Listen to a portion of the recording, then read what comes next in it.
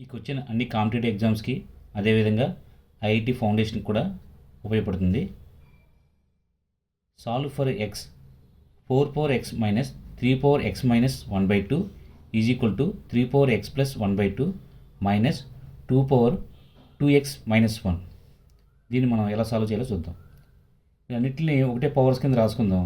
4 power x ఉంది కాబట్టి ఇక్కడ 4 power x minus 3 power x into 3 power minus 1/2 అంటే ఎంత? √3. మైనస్ ఉంది కాబట్టి బై √3 అవుతుంది. అదేవిధంగా 3 power x ఇంటూ 3 power 1/2 అంటే √3. అదేవిధంగా దీన్ని 4 power కింద రాసుకుంటాం.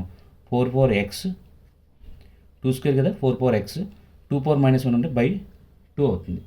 ఇక్కడ 4 power x ఇక్కడ 4 power x ఉంది అంటే 4 power x plus 4 power x by 2. అదేవిధంగా 3 power x √3 ఈ మైనస్ ప్లస్ అవుతుంది. 3 power x బై √3 అవుతుంది.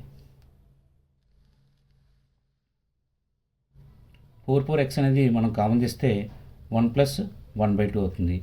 ఇక్కడ 3 power x అనేది కామన్ చేస్తే √3 ప్లస్ 1/√3 అనేది అవుతుంది.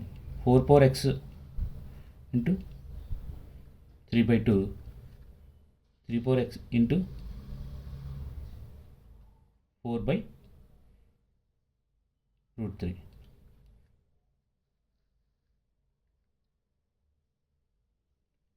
ఫోర్ పవర్ ఎక్స్ ఇక్కడ న్యూమరేటర్లో ఉంది, ఇక్కడ చూస్తే డినామినేటర్ అవుతుంది. ఇక్కడ 2. అదేవిధంగా 3 power x బై 3 ఇంటూ √3.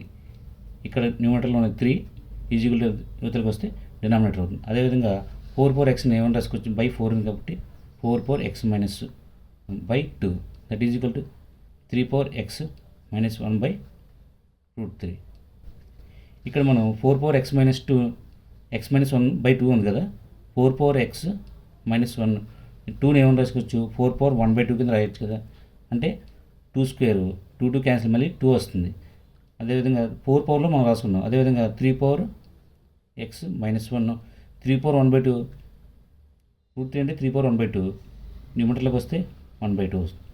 ఇది 4 power x minus 1 minus 1/2 that is equal to 3 power x minus 1 1/2. రెండు ఈక్వల్ కాబట్టి 4/3 హోల్ పవర్ x మైనస్ అంటే 3/2 కింద రాసుకోవచ్చు ఈజ్ ఈక్వల్ టు 1.